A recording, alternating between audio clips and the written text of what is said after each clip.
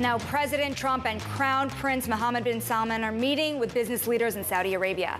The U.S. says Trump has secured $600 billion in investment commitments, with agreements to boost defense and technology ties. Trump will be speaking shortly from that investment forum, and we're going to head to Riyadh, where we are joined by Bloomberg's Joumanna Bercetche. $600 billion. This is on top of money or in addition to money that has already been put aside. How do you think about this in the context of the alliance between the new nations, especially after the Stargate announcement earlier on in the administration?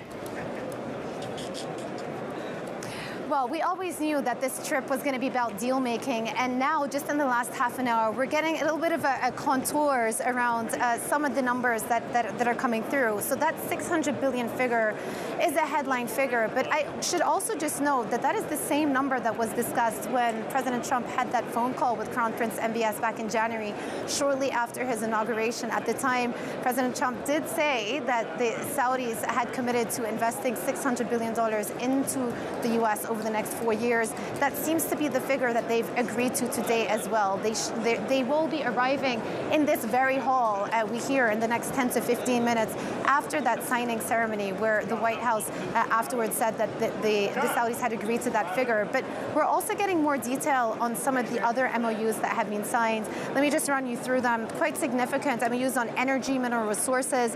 Also, Saudi Arabia have committed to buy a total amount of $4.8 billion of Boeing 737-8 aircraft. That's from an airline leasing company in Saudi Arabia.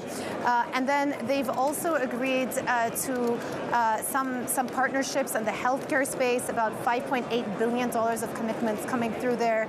And then also Aramco, the state-owned oil company, earlier in a panel said that they were looking to spend $3.4 billion to expand their refinery in the U.S. as well. So we're piecing together all of the deals and investments that are coming through. But that headline figure, $600 billion, is the one that the White House released a short while ago.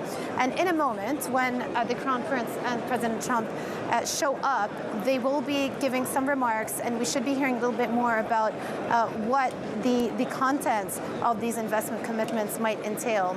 One other factor as well that we should also take into consideration is artificial intelligence and cooperation on that front, because in the run-up to this visit, we had talked about the Trump administration repealing some of those diffusion rules put in place by the Biden administration that would allow for GCC countries, and not just Saudi Arabia, to get access to some of those high-tech chips that they've been looking to get access to expand their own AI ambitions. Well, and those high-tech chips, obviously they can be used for AI. They can also be used for military purposes. The Saudis want more access to weaponry as well, and I believe they've had a defense agreement. How does the U.S. square that circle, giving access to the Saudis these things when the Saudis themselves have a fairly close relationship with China? Yeah.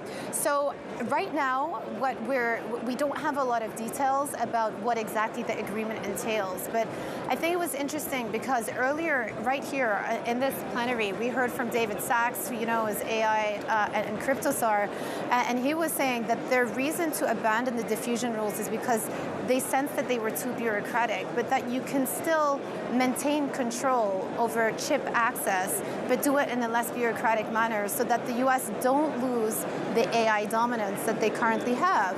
And so that's where the decision-making came from. I think when it comes to the details, they'll probably have to institute some guardrails around how many chips can be sold, or possibly one idea that's being discussed is for the U.S. to maintain some access to the data centers that will be operated in Saudi Arabia using some of those high-tech chips that will be bought under these new conditions. But on the back of that, and you were talking about it earlier in the show, there has been a boost to some of those chip makers, NVIDIA, AMD. I should also just say on the defense front, since you brought it up, the White House also just spoke about the largest defense deal that I think has been signed in history, those lines just coming through in the last 15 minutes, whereby Saudi Arabia have pledged to buy up to $140 billion worth of arms and weaponry from the U.S. as well. So significant defense deal coming through, and that is something that Saudi Arabia, the Crown Prince, has been pushing for as well.